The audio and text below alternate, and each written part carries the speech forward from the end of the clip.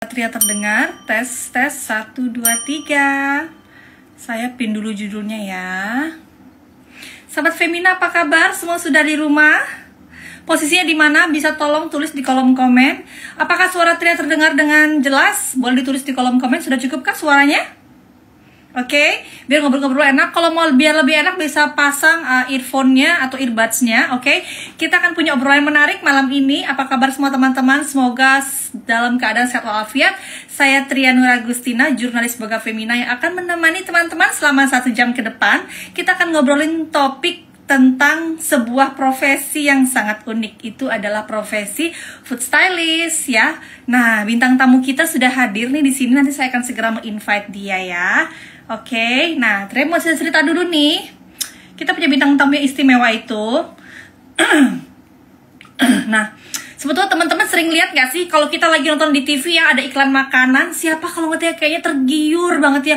Aduh, kayaknya abis itu langsung pengen beli makanannya. Siapa coba? Kalau aku seneng banget kalau lagi ngeliat iklan es krim ya. Kalau lagi ngeliat iklan es krim tuh kayak, aduh, kayak itu yummy banget gitu. Atau misalnya iklan burger gitu, aduh kayaknya enak banget. Gimana ya, dia bisa bikin lapisan-lapisan di burgernya rapi banget gitu ya. Dan sayur kelihatan, kejunya kelihatan. Nah, itu semua adalah, benarkah itu tipu-tipu atau trik? Kita akan segera mengundang seorang pakar yang berada di balik itu semua. Dia adalah seorang food stylist terkenal, nomor 1 di Indonesia, tidak berlebihan jika saya menyebutnya. Dia adalah Puji Purnama, Mas Puji begitu kita memanggilnya. Dia adalah orang yang bertanggung jawab atas semua kenikmatan yang kita lihat di layar iklan ya. Oke, seberapa jauh dia tipu-menipu makanannya kita akan tanya langsung. Oke, berarti teman-teman boleh tulis di kolom komen, paling seneng lihat iklan makanan apa? Wafer? Atau lagi lihat iklan makanan ayam goreng, pas lagi digoreng gitu keluar gitu minyak-minyaknya bisa kelihatan gitu ya, bubble-bubblenya gitu ya. Atau misalnya iklan coklat, ikan es krim biasanya ya, ada saus coklatnya gitu ya, berputar-putar seperti lautan coklat. Apakah itu beneran coklat? Ternyata bukan, ternyata itu cat ya. Apalagi sih kadang tipu-tipu yang mereka lakukan itu.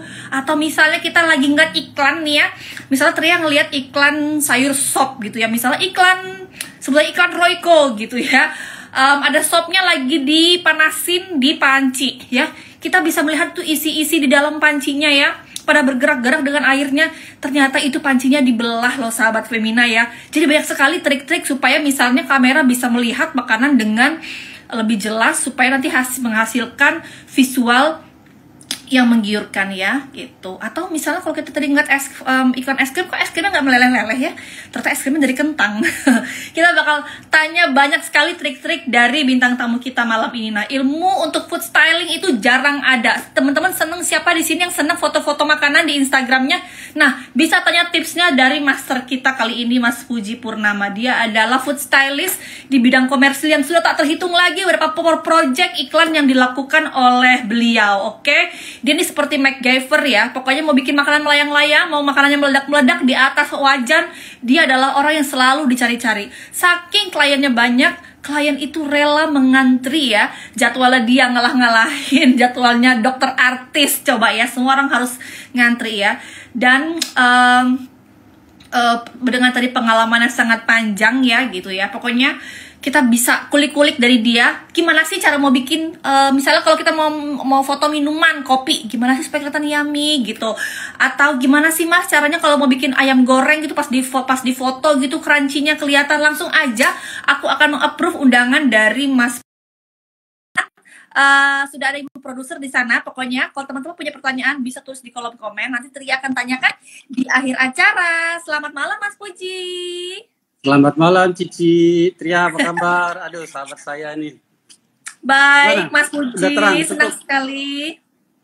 Senang ya kita malam ini bertemu di sini Mas Puji. Terima kasih sudah menjadi bintang tamu Femina. Aduh senang banget ini food stylist kita. Katanya tukang tipu-tipu makanan, tukang dandan makanan. Aku punya banyak pertanyaan buat Mas Puji. Siap nggak Mas Puji?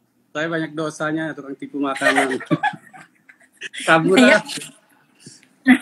Nah teman-teman, tapi nanti di akhir acara aku akan muterin ya tuh ya, contoh iklan yang sudah pernah dikerjakan sama Mas Puji ya nanti ya, untuk di akhir acara cherry on topnya. Nah, pokoknya teman-teman silakan mau bertanya, hadir siapa tuh? Boleh langsung absen dulu sahabat Femina lagi ada di kota mana tuh ya. Malam Mas Puji banyak banget yang menyapa. Halo, Halo salam Mas kenal semuanya. Salam kenal sama Mas Puji deh, hebat banget loh Mas Puji, thank you banget, sibuk banget, akhirnya aku dapet jadwal bisa talk show di Instagram Live Femina. Nah, oke. Nah, begini nih gaya Mas Puji kalau lagi kerja nih ya, dengan kacamatanya itu ya, seperti dokter ya. Nih kacamata saya. Kacamata ini murah, tapi saya naruh kacamata beberapa tempat. Soalnya tangan saya sering minyakan, jadi kalau pakai kacamata yang biasa, taruh ini, wah udah pedes, jadi udah kena kunyit, kena apa cabe, lupa. Kalau ini kan bisa kita mobile, lebih aktif. Nah, itu aja ada triknya ya. Setelah berapa tahun Mas? 20 tahun di bidang food styling. Sebenarnya sih sebelum dari saya nikah dari tahun berapa ya? 25 tahun mungkin ada ya, gitu. Ya saya nggak terlalu ngitung persis, pokoknya berjalan waktu karena ini hobi yang menjadi pekerjaan. Jadi mengalir aja seperti air, nggak kerasa. Anak saya yang sebelum saya udah mau selesai kuliah, ya tadinya pikirnya udah mau pensiun lah biar saya bisa kerja bareng dengan dia gitu, kumpul sama anak-anak gitu, tapi masih banyak tenaga saya diperlukan banyak orang. Ya, nggak bisa pensiun ya Mas pekerjaannya, karena semakin ini skill ya, semakin senior semakin dicari. Ya saya enjoy aja Tria, soalnya setiap hari juga kalau habis masak saya melakukan sesuatu ya dipoto aja. Karena di rumah juga ada anak-anak, jadi harus saya training buat mereka supaya kelak itu jadi bekal buat anak-anak gitu. Oke. Mas Puji ini lagi di dapurnya yang keren, teman-teman. Kalau misalnya Mas Puji sering bikin workshop, salah satunya besok ya, itu di dapurnya yang keren. Ya. Langsung saya lagi nih, habis masak tadi, makanya tadi. habis masak ya. Nanti kita bakal tanya sebagai food stylist apa saja keahliannya, memasak sama apa lagi gitu ya. Mas, harus kalau nggak bisa masak nggak bisa tahu feelingnya nanti. Nah, nggak tahu feelingnya tuh ya. Mas Puji, baru nih aku mau pertanyaan pertama Mas Puji, saya aku girang banget teman-teman. Tadi banyak banget yang menyapa ya, boleh langsung terus ditulis pertanyaannya atau tulis kotanya di mana teman-teman biar disapa oleh Femina dan Mas Puji. Mas, julukan profesi food stylist ini kan banyak ya, ada yang bilang tukang sulap, ada yang bilang tukang tipu makanan gitu. Kenapa sih Mas? Ya, dianggap tukang sulap karena selalu makanan untuk kebutuhan TV komersil syuting itu punya kelemahan. Nah, di mana makanan itu bisa bertahan lama, kelihatan enak dilihat, kelihatan ada auranya. Kalau misalnya kita melihat sesuatu itu punya karakter. Kalau bakpao, kalau cuma lihat roti seperti bantal gitu aja nggak menarik. Tapi apa? Oh, bakpao itu adalah empuk, kehangatannya. Nah, itu gimana kita bisa memvisualisasikannya gitu loh. Jadi dengan berbagai cara gitu loh. Kalau foto tidak terlalu seribet seperti TV komersil lah. Kalau TV komersil kan lampu banyak, berhubungan dengan banyak talent, dengan target waktu, karena tidak bisa juga kita detail, tapi kalau kita tidak punya target waktu, nggak selesai jam 10 harus sudah selesai, apalagi zaman pandemi sekarang. Kalau tidak pandemi, jam 12 itu udah termasuk overtime. Tapi sekarang era pandemi, semua harus dikebut kerjanya. Jadi seperti robot gitu loh. Jadi memang stamina itu sangat perlu. Jadi tukang sulap ini saya kadang mempunyai tantangan. Jadi seperti malaikat yang tidak mungkin harus mungkin gitu. Dapat kerja yang susah-susah terus saya gitu. Jadi ya inilah. Jadi setiap waktu jadi belajar kita gitu loh. Memikirkan treatment, mencari solusinya, dan kalau kita tidak menyerah, kita enjoy, selalu aja ada hikmahnya dan selalu bisa menemukan masalah gitu loh. Masalah itu bisa kita selesaikan gitu.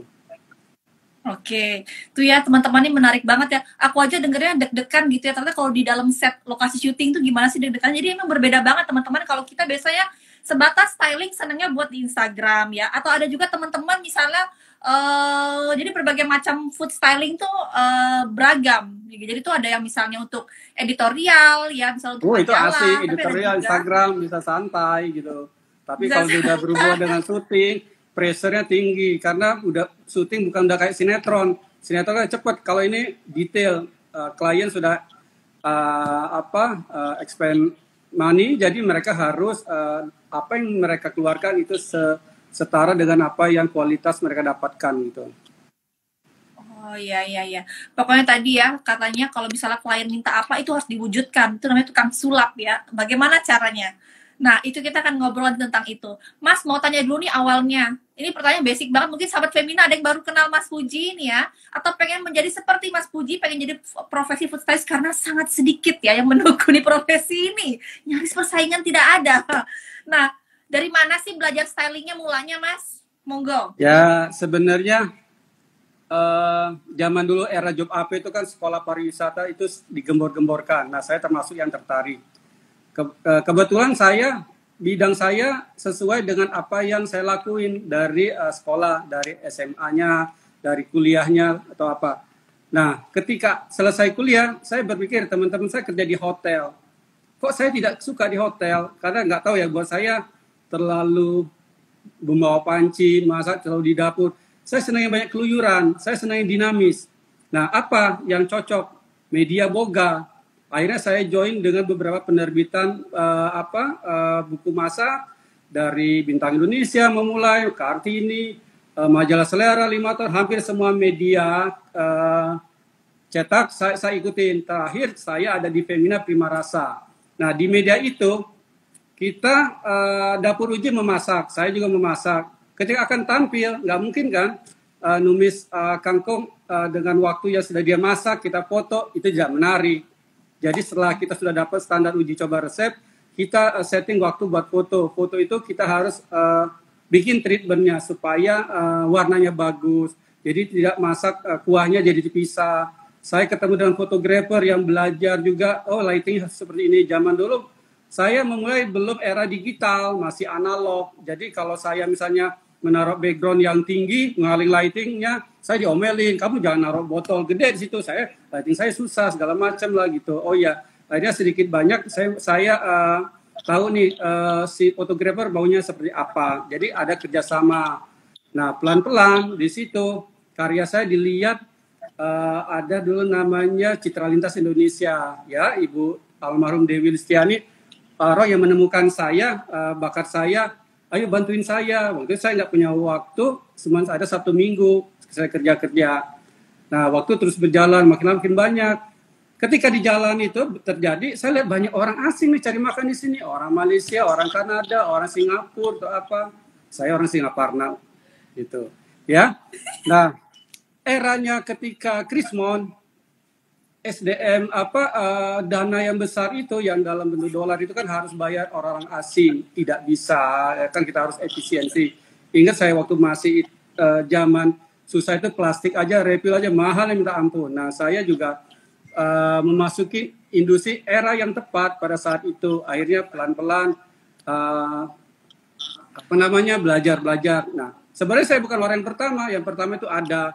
Saya dulu bantu Ibu Siska juga, ada nama Tizin Zizet, termasuk kakak kelas saya, Iben, ngajak saya. Cuman saya termasuk orang yang konsisten, komitmen. Saya dari waktu ke waktu saya belajar. Saya ingat banget guru saya, Ku Kylie, ngasih tahu improve your skill, jadi learning every day. Itu saya pegang terus, sampai dia bilang saya, kamu harus bikin kitchen studio. Itu buat saya guru saya, karena dia selalu membimbing saya. Director dari Malaysia, saya sangat akrab banget dengan dia gitu loh. Kita suka ngobrol santai. Kalau buat orang lain dia terkenal killer, tapi kita berdua udah ketemu chemistry-nya, ngobrol asik gitu loh. Ya, itu singkatnya perjalanan menjadi food stylist. Jadi saya 2 food stylistnya, selain TV komersil bikin iklan-iklan buat di TV, juga saya buat foto, buat packaging gitu. Termasuk juga untuk bioskop, layar lebar kayak Aruna dan Lidahnya itu aku juga bantu. Ada beberapa juga dulu brownies kayak itu, suka aja gitu loh, menemukan suatu tantangan baru. Oh, oke. Oh, jadi syuting film brownies juga ya. Nah, sahabat Femina nih pasti pengen banget dijelasin sama Mas Puji langsung apa sih bedanya misal food stylist komersil, ada yang untuk cetak ya, ada yang untuk TVC. Nah, boleh dijelasin dulu nggak sih ke teman-teman levelnya tuh dari mana sampai mana puncaknya? Nah, ini kan sekarang saya juga punya grup di FB ya, Sweet and Food. Saya banyak banget orang yang mau belajar food stylist. Saya bilang yaudah saya bikin grup aja. Akhirnya ada rame lah gitu ya, lumayan kita ngobrol soal diskusi tentang food fotografi. Eranya sekarang sangat latah banget. Orang keinginan belajar food fotografi itu sangat tinggi banget. Saya juga salut sih, ada ibu-ibu rumah tangga bakulan kue yang tadinya bikin kue, belajar foto, jago. Tapi kadang ada juga yang ditinggalkan, sudah perbaikingannya dia tinggalkan, dia lanjut foto. Nah, dia yang masih junior mau mau join di industri yang industri ini itu nggak bisa semudah itu. Jadi pasarnya harus kita ada di mana dulu gitu loh. Kalau saya termasuk mengambil jalur komersil, mengerjakan packaging segala macam. Nah, kita bisa membedakan mau jadi food stylist tuh nggak harus semua diterima. Kita mau ngambil kelas yang mana, ambil foto-foto UKM bisa, udah fokus itu aja, tekun, jangan segala macam dikerjakan. Mau editorial, banyak kan tokoh-tokoh misalnya selebriti yang pengen buku masak, kita bisa juga lakukan itu. Misalnya ada yang pengen jadi spesialis itu, ada juga yang ngurus sosmed, editorial, digital, itu banyak. Termasuk juga buat TV station. Kamu bayangkan TV station kita ada berapa? Misalnya ada Chef Rudy Horudin, Chef Farah Queen.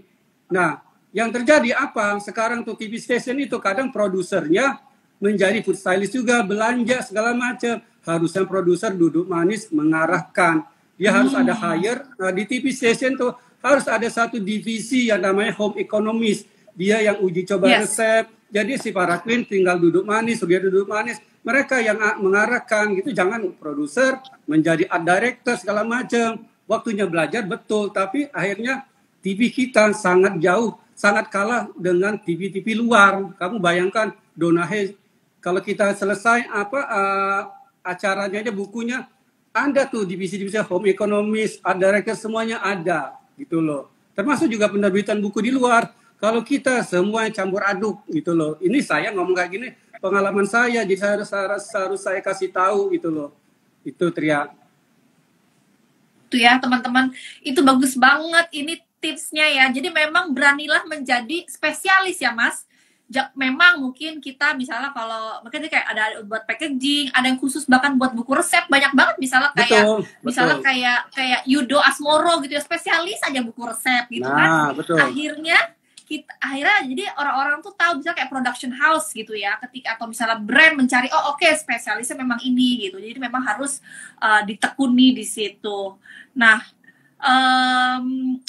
selain itu, tadi kan kita teman-teman udah dengerin ya tentang penting banget kalau misalnya kita menjadi spesialisasi memang harus ditekuni di satu jalur itu ya, jangan semuanya mau dikerjain. Nah soal styling makanan, ada unsur ada gini nggak sih, pasti kan aspeknya banyak banget ya Mas Puji, ketika Mas Puji mau melukis dengan mata Mas Puji ya gitu ya, ketika Mas Puji bersiap untuk kerja, di depannya ada meja, ada makanannya, ada pokoknya semua objeknya, apa sih yang Mas Puji perhatikan? Nah sorry sahabat Femina, mungkin misalnya kalau di iklan mungkin yang ditata cuma satu burger ya dalam satu frame, tapi kerjanya bisa seharian gitu ya. Nah misalnya kalau kita foto kayak di Instagram kan banyak banget elemennya, ada piring, ada gelas, ada makanannya, karena memang berbeda gitu. Kalau ini misalnya untuk iklan bahkan hanya satu, tapi bisa sangat detail dan itu bisa seharian gitu ya, sampai overtime.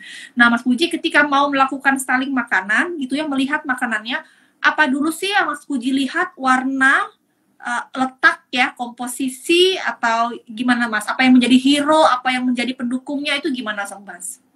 Ya sebenarnya era sekarang kan klasifikasinya harus jelas dulu. Kalau saya bermain di komersil itu biasanya ada penjembatan. Penjembatan saya komunikasi sama klien itu adalah orang agensi. Ya udah kita ngobrol sama agensi itu yang menghubungkan. Jadi kita nggak bisa dari ke klien, kecuali kita udah kerjaan ini yang dari klien tidak ada agensi, kayak kita menghormati mereka. Agensi itu yang dikasih tugas membuat kreatifnya seperti apa. Jadi kita tinggal melaksanakan. Tapi itu kan secara teori. Nanti di lapangan itu bakal ada. Jadi kalau saya terima kerjaan itu sebenarnya akan tahu dulu. Ini sebenarnya kalau fotografer sama berapa frame, berapa shoot sama juga. Karena saya food stylist tidak mau diramesin. Ya udah, kamu kan cuma tukang nata doang. Kamu 1.000 aja.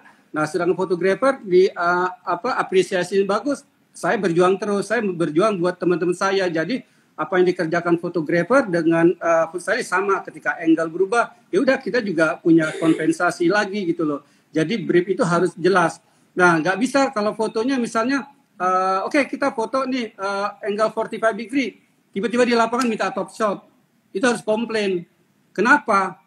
Makanan kita kalau bekerja itu harus secara angle kamera. Kita tidak bisa kita bekerja secara mata kita ngelihat makanan itu akan luas kan, tapi kalau kamera ketika posisi dia top shot 45 degree eye level itu sangat beda. Nah kalau sudah gitu effort kita harus raise up lagi makanan di belakang. Jadi tidak bisa fotografer seperti kayak tukang silat motret yang handheld. Kalau saya paling tidak bisa motret handheld.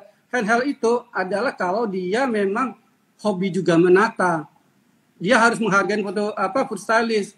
Yang benar itu kalau foto komersil harus pakai tripod. Kenapa? Tripod itu akan jejak, akan sangat kontrol gitu loh. Nah, ketika dia naik, kita juga harus ikutin. Nah, food stylist itu tidak bisa kerja di dapur, udah masak, serahin. Kita harus bertanggung jawab apa yang ada di kamera. Saya sering motor sama Gerard, saya juga izin, Gerard aku mau lihat dong di kamera kamu seperti apa lensanya. Aku sampai harus lihat gitu, aku nggak mau cuman terima jadi aja, karena menjadi tanggung jawab saya ketika ada sesuatu yang bocor, ada yang aneh, ada yang tidak lazim gitu loh. Ya. Yes. Jadi betul.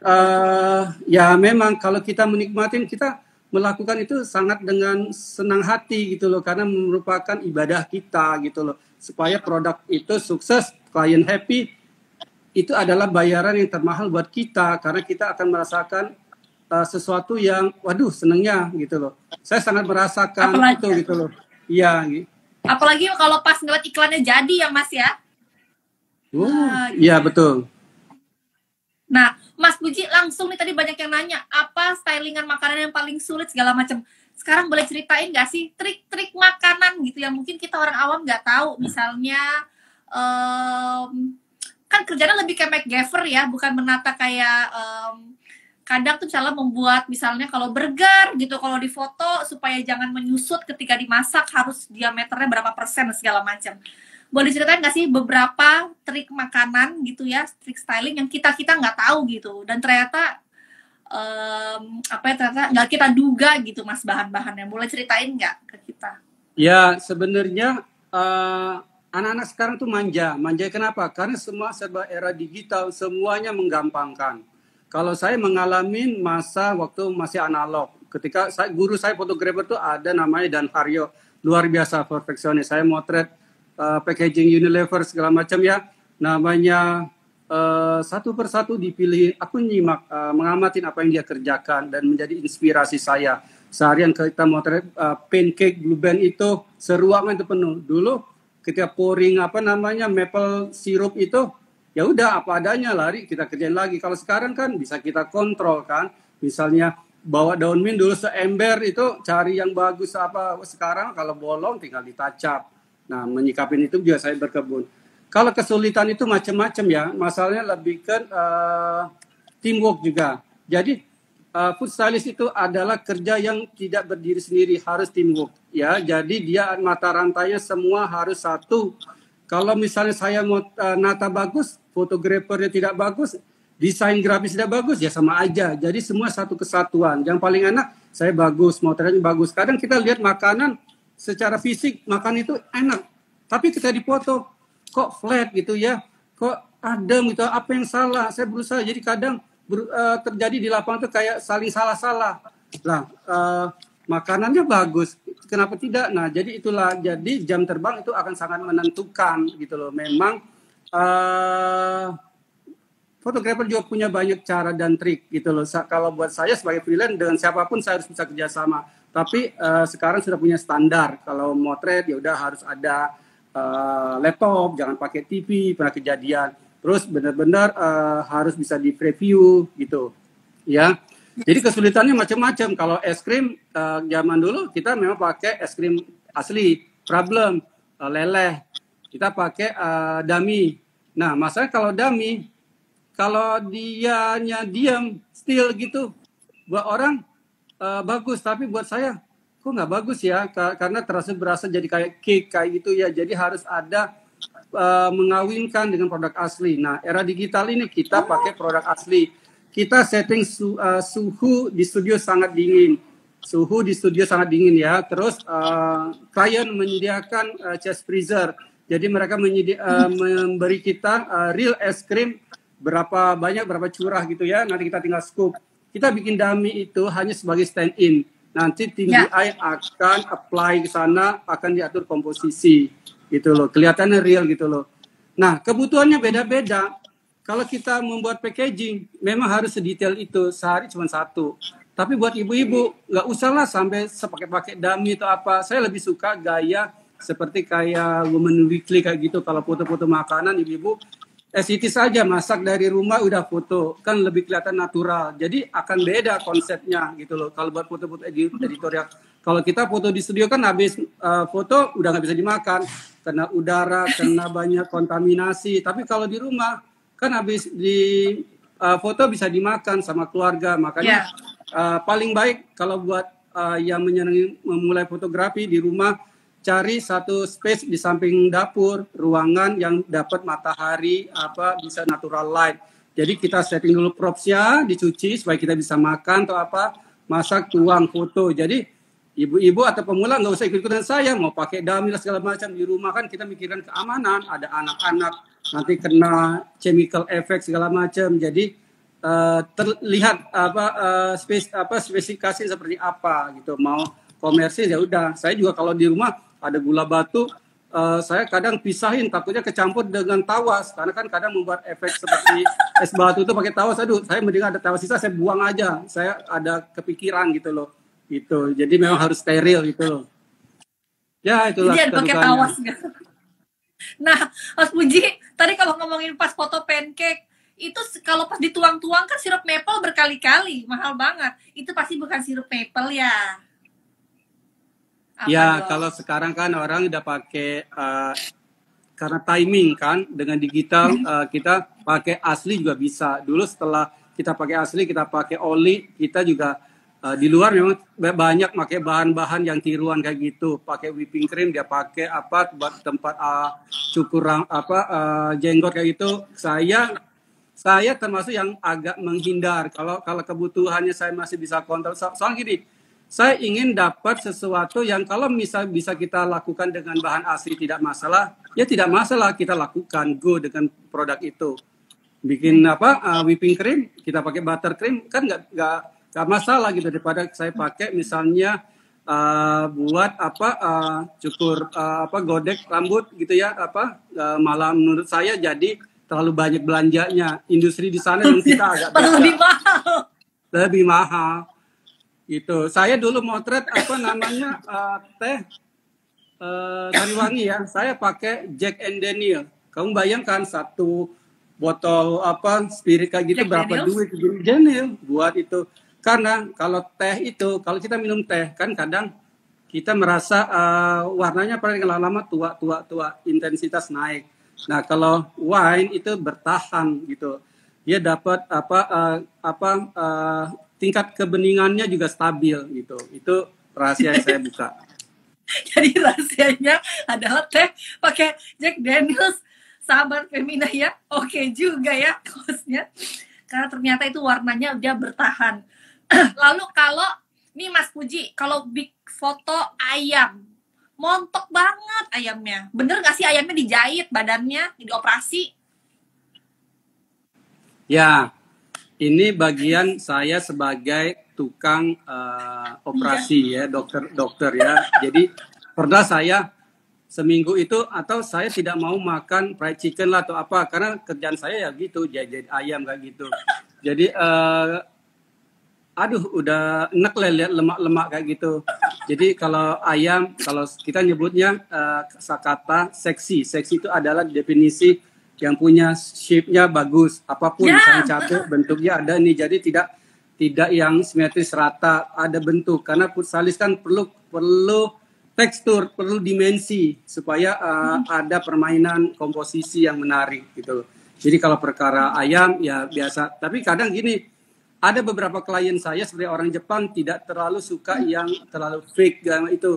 Dia lebih suka ya as it is, asli gitu. Contoh tidak perlu ayam dijahit atau apa. Ada beberapa klien yang perfeksionis mau kita jalankan. Food stylist itu sama juga seperti penyanyi. Kliennya pengen minta lagu dangdut, kita bisa. Nyanyi jazz bisa, nyanyi apa bisa. Jadi kita harus ikutin. Aku bisa aja bikin masakan Jepang, bikin Jawa, jadi selalu berubah-ubah gitu loh. Nah, alhamdulillah aku dibekalin ilmu, aku paham kuliner karena aku ngerti. Aku bisa pastry, aku bisa carving buah, aku bisa garnish. Jadi itu akan sangat mendukung. Apalagi sekarang aku hobi gardening. Mau perlu garnish, tinggal petik dari kebunku gitu. Petik. Jadi aku dapat garnish yang benar-benar cara hemat ya. Cara hemat. Nah, masalahnya kita tinggal di Indonesia. Kalau di luar negeri yang namanya sayuran itu selalu seragam ya. Hasilnya bagus. Kalau kita digoler-goler rusak.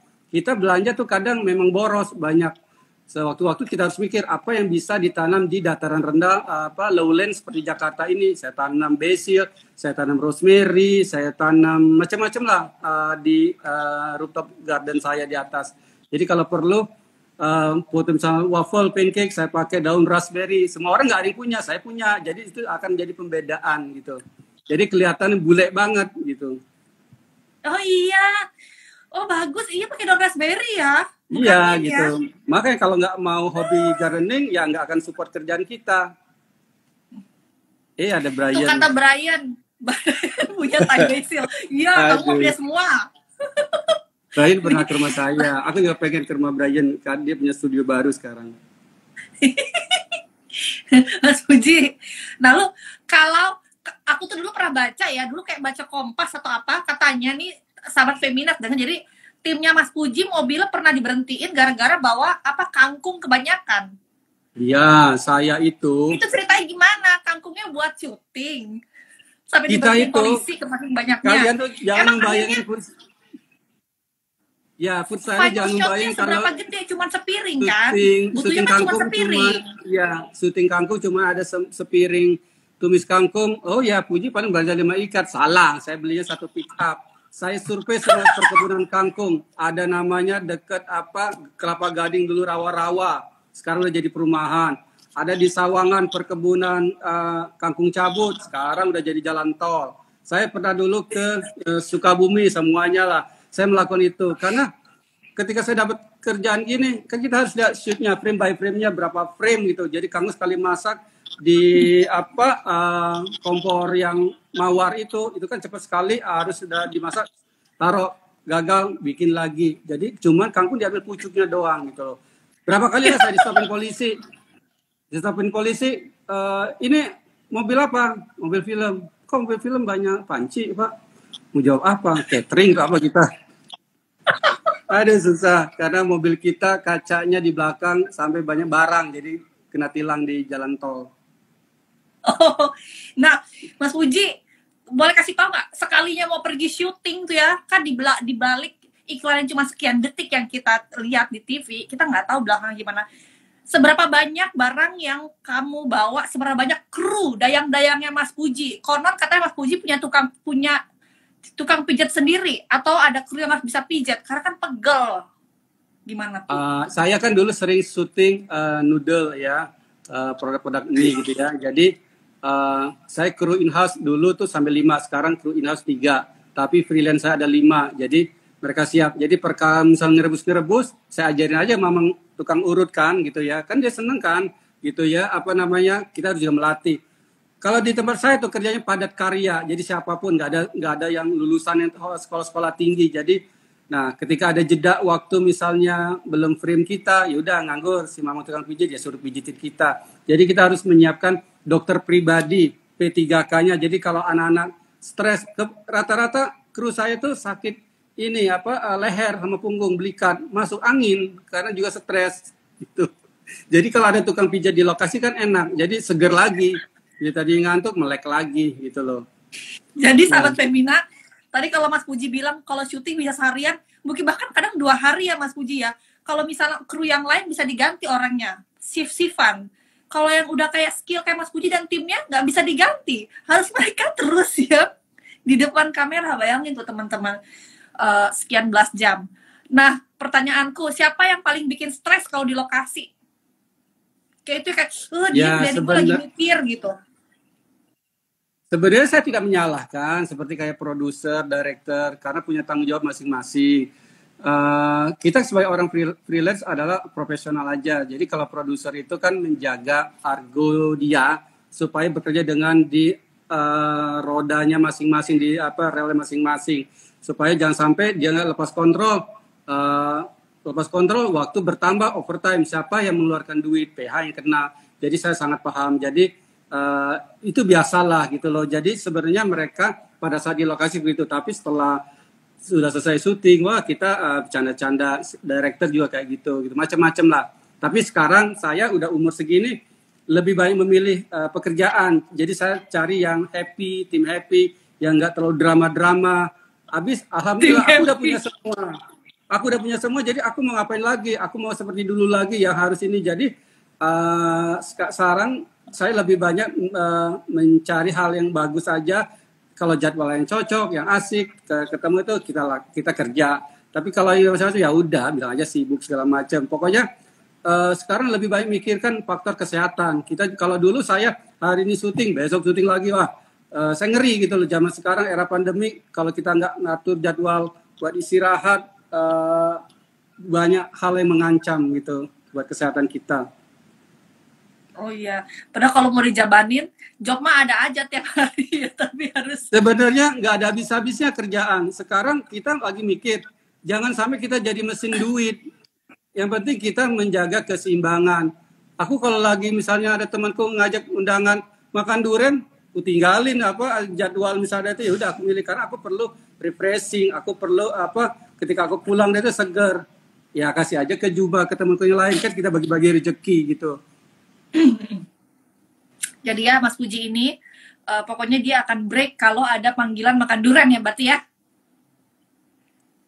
Ya, kita punya grup gila durian sampai ke Aceh, ke Banyuwangi, ke Malaysia, ke Bangkok, Vietnam. Pokoknya kalau itu tim orang gila semua.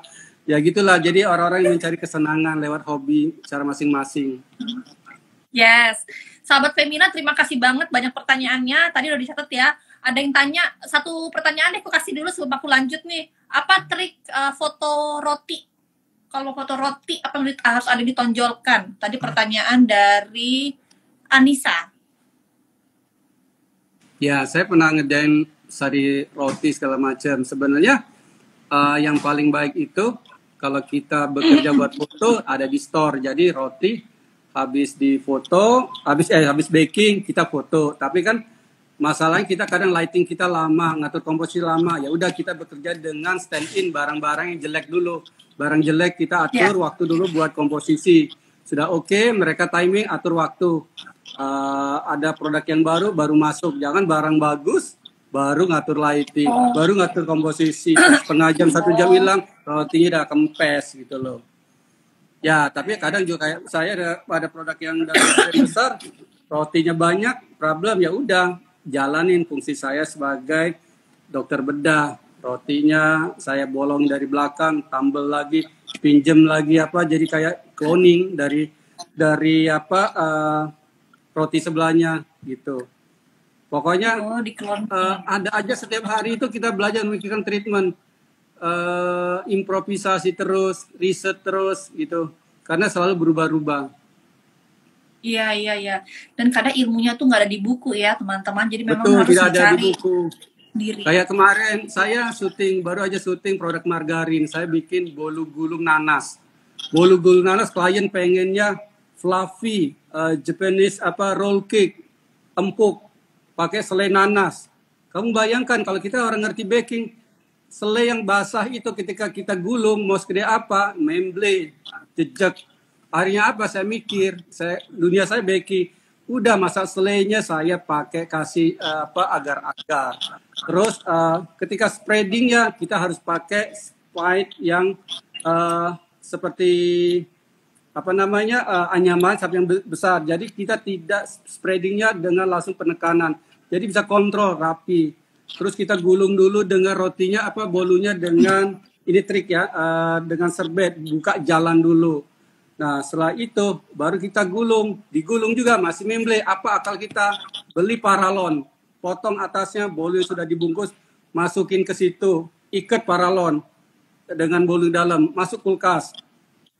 Sejam kemudian buka, cakep, klien happy. Itu semua tidak ada ilmunya. Dengan kondisi itu kita mikir. Jadi saya sebagai orang Muslim sangat percaya banget dengan surat, bacalah. Itu loh soal Iqra. Iya, itu ya teman-teman ya. Jadi itu pekerjaannya emang perbengkelan MacGyver ya.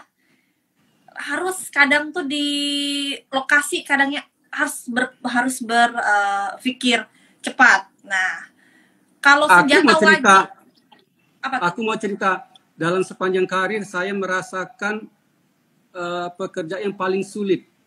Paling sulitnya apa?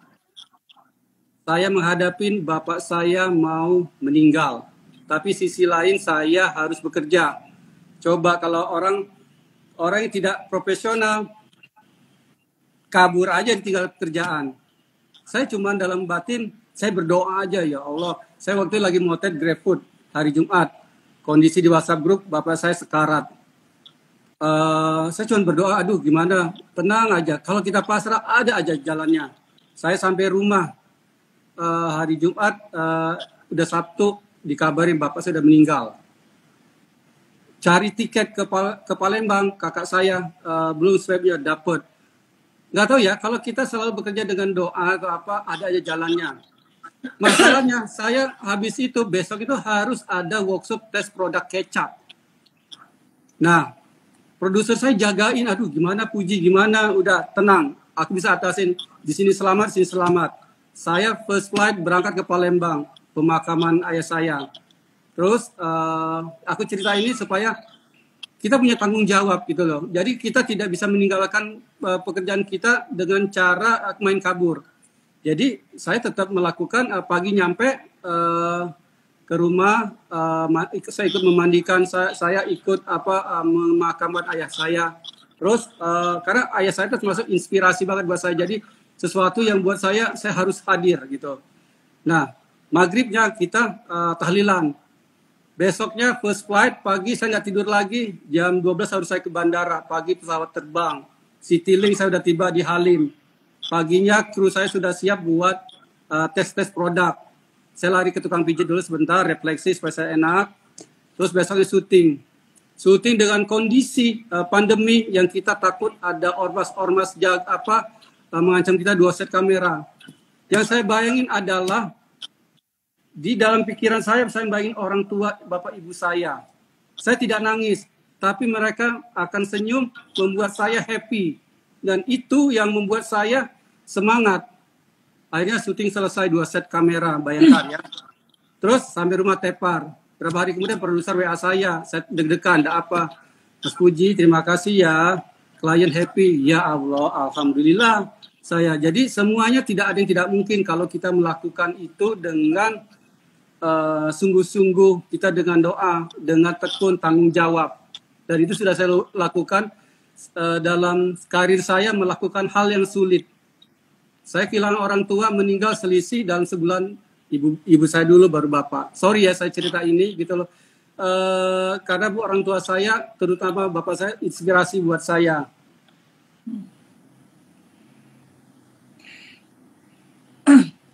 Halo. Nah, iya. Jadi benar-benar ya Mas. Jadi memang di mana kita bisa mencoba fokus dalam bekerja gitu ya. Itu juga jadi penting ya. Jadi teman-teman tuh ya, memang pekerjaan seperti itu nggak cuma skill ya, tapi mentalnya itu mental dan komitmennya. Ya, karena ini industrinya sangat profesional gitu ya. Ketika kita harus menjalani sebuah syuting gitu, komitmennya itu besar sekali ya. Karena kita melibatkan banyak sekali kru di satu waktu gitu ya. Jadi memang bagaimana, apalagi Mas Puji ini kayak juru kuncinya gitu ya. Gimana tetap harus berada di lokasi dan menjadi kuncennya ya, misal makanannya itu bisa tampil dengan maksimal tuh tadi sampai klien kecapnya happy ya gitu ya. Jadi memang bisa dicontoh juga tuh teman-teman. Jadi memang kalau kita bekerja di industri komersil, apalagi kita berhubungan dengan banyak sekali misalnya production house dengan agency teman-teman, jadi harus bagaimana kita bersikap profesional tapi juga tetap happy, ikhlas, itu juga akan langsung pasti kelihatan di mata, kelihatan di hasil pekerjaannya kita. Nah, teman-teman ini sebetulnya banyak banget pertanyaannya. Kita langsung ke pertanyaan aja Bu Produser ya. Oke, Suji, kita langsung mau ke pertanyaan teman-teman. Maaf ya yang sudah menunggu ya. Ini ya sekarang kita saatnya untuk membacakan pertanyaan dari teman-teman. Nah, dari Bene Luisa. Bene Luisa bertanya, makanan apa yang paling susah dikerjain? Susah atau tidaknya tergantung kita berapa hari sebelumnya sudah memikirkan treatmentnya seperti apa. Jangan sampai di lapangan jadi selalu kalau dapat brief misalnya foto, apa sih produknya? Misalnya nugget, ya kita kan akan tes dulu nugget seperti apa. Ya ampun, kalau digoreng udah keriput, udah nggak bentuk shape lagi, ya nggak bisa. Kalau standar saya harus bikin daminya dulu, gitu ya. Termasuk juga moldingnya, jadi bentuknya presisi banget. Nggak bisa produk asing. Contoh nih, saya dapat nugget bentuknya aneka hewan. Nah, ada dinosaurus, ada gajah, ada apa namanya tuh macam-macam lah, badak. Nah, pesan kecetakan kadang kecawang, ya namanya badak jadi kayak jerapah sebelumnya. Jadi kita harus memahami anatomi hewan itu seperti apa, imajinasikan gitu loh. Jadi ada guidance kita seperti ini gitu loh. Itu karena kerja seperti kayak gini kita bukan mengejar quantity banyak, bukan hajatan kita, bukan masak hajatan dalam bikin kuali gede. Bikin yang bagus tapi proper sekali, seksi, karena dia akan menjadi bintang gitu loh. Kalau untuk yang talent-talent jauh itu nggak masalah, tapi kalau untuk yang depan itu adalah hero-nya, bener-bener kita harus kontrol. Beras aja kita kadang pilih atau apa gitu ya supaya sortir gitu, bawahnya tuh sembarangan aja gitu. Zaman dulu saya sering dapat kerjaan Tarana Sikup, berapa karung beras saya dan sortir gitu ya. Jadi macam-macam, es krim juga susah, pizza susah, tapi partner kita harus bekerja sama juga dengan kita. Jangan sampai kita udah fotonya bagus, styling bagus, fotonya juga tidak maksimal, lighting flat, karena semuanya adalah kombinasi, adalah kerjasama, gitu ya. Jadi ya sebenarnya relatif. Kita buat saya tidak susah, mungkin buat kalian susah. Jadi menyikapinya itu kita harus bikin tes dulu, workshop, trial dulu, gitu. Nah, saya kemarin ya biar nggak deg-degan. Ya, syuting 3 hari kemarin juga kita ada tes, kita ada trial dulu gitu. Jadi kita tahu, riset dulu. Kita kalau kata Christine Hakim ketika dia dapat talent Cut Nyak-Dien, dia sampai riset kemana. Aku kagum dengan beliau ya. Sampai dia bisa menjadikan diri dia sebagai Cut Nyak-Dien, dia sampai ke sana. Aku pun begitu, kalau mendapat tugas, aku harus tahu produknya. Aku tidak mau nanti disalahkan. Karena aku adalah orang yang sangat bertanggung jawab terhadap penampilan gitu. Kalau misalnya klien happy, mereka juga tanya, food stylist happy nggak? Jadi harus 2. Jadi bukan masalah, karena kita tidak bisa bekerja cuman apa kata orang sudah bayar, nggak bisa. Semuanya harus happy supaya hasilnya bagus. Oh ya, tuh ya, banyak banget, thank you Mas, banyak banget juga tadi yang para menyapa Mas Puji tuh ya. Halo teman-temannya tuh ya. Aduh, ada Willy, ada Kiki. Teman-temanku nih. Nah, dari Dian Wahyudiono, siapa food stylist dari luar negeri yang jadi idola? Oh banyak. Kalau jujur ya, kalau dari barat itu food stylistnya itu selalu kalau kita ketemu mengajarin.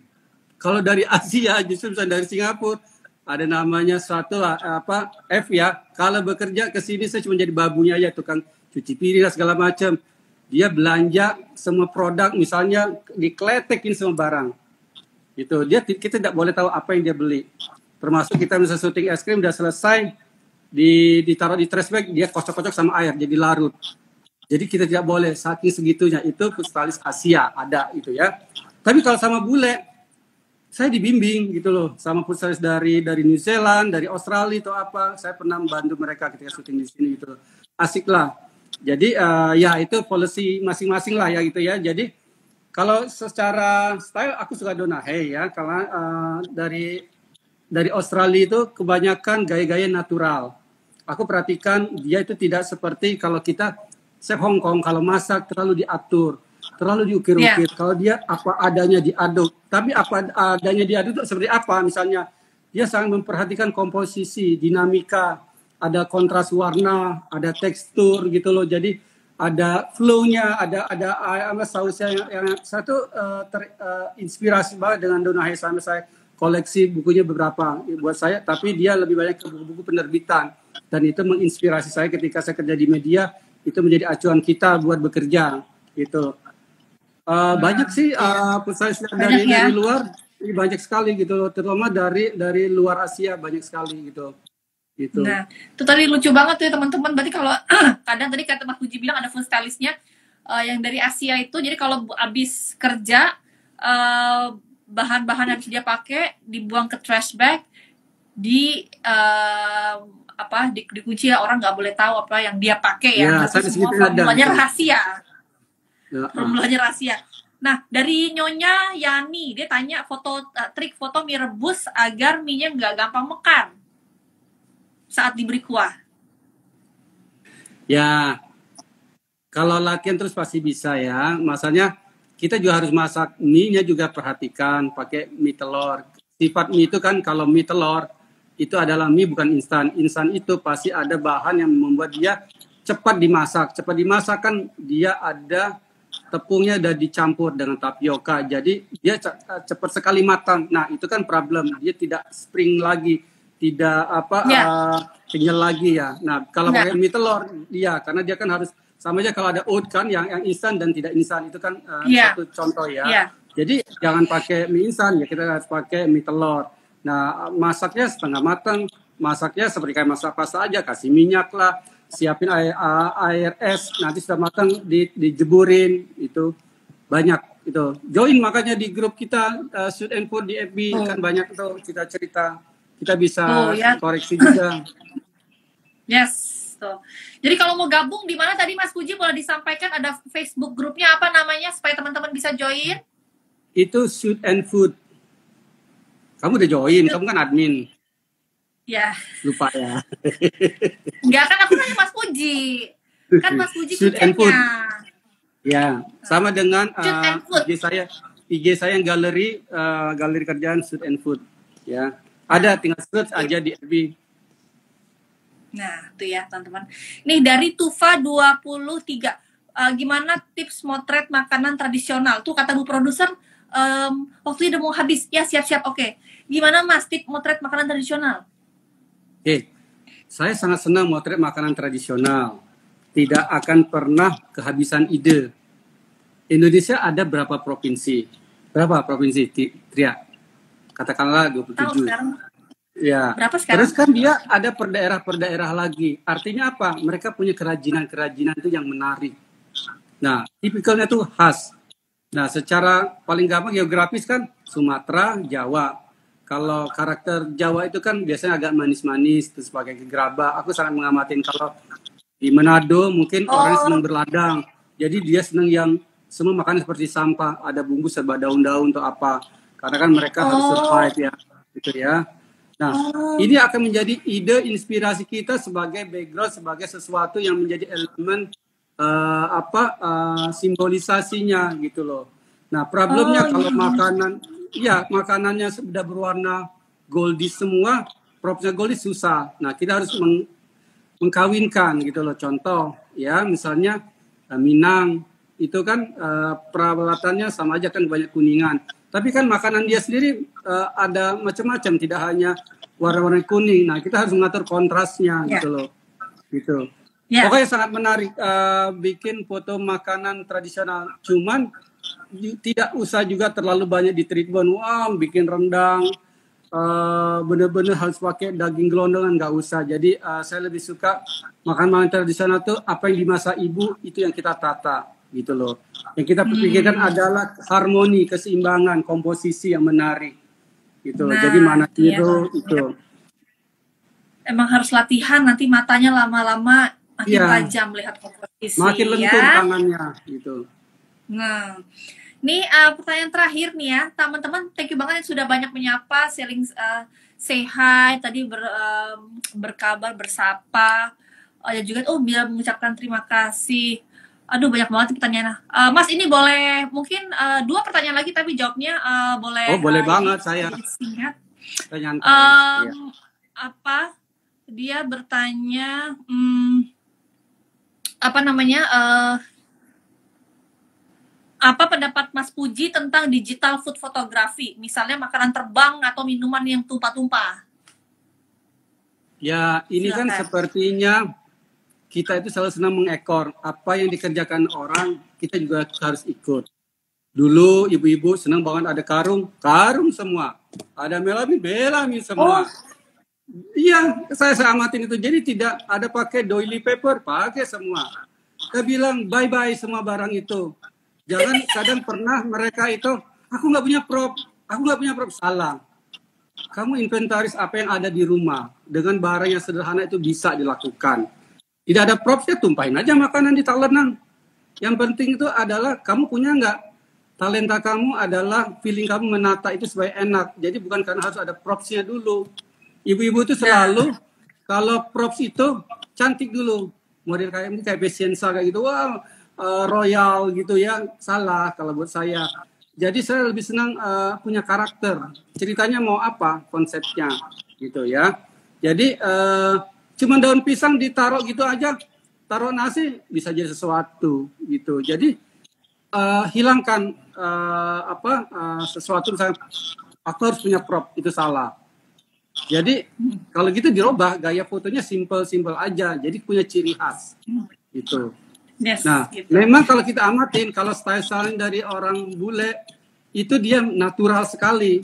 Jadi memang harus banyak nyimak, memahamin, tapi bukan mencontek dalam arti peketiplak gitu loh. Contoh kemarin saya lihat di Instagram ada yang menyajikan brownies.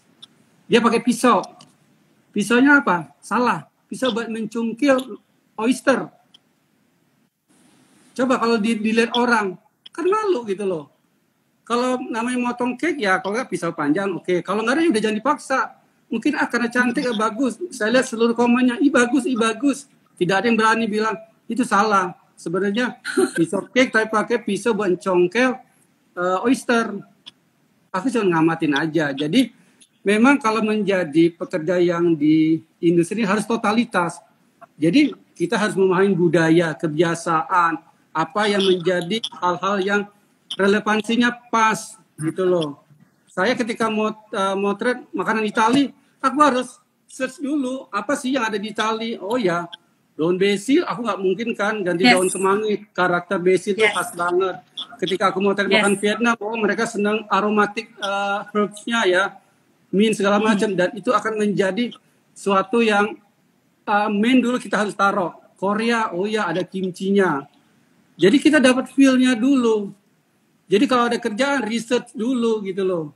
Kalau nggak ada barang, zaman sekarang gampang.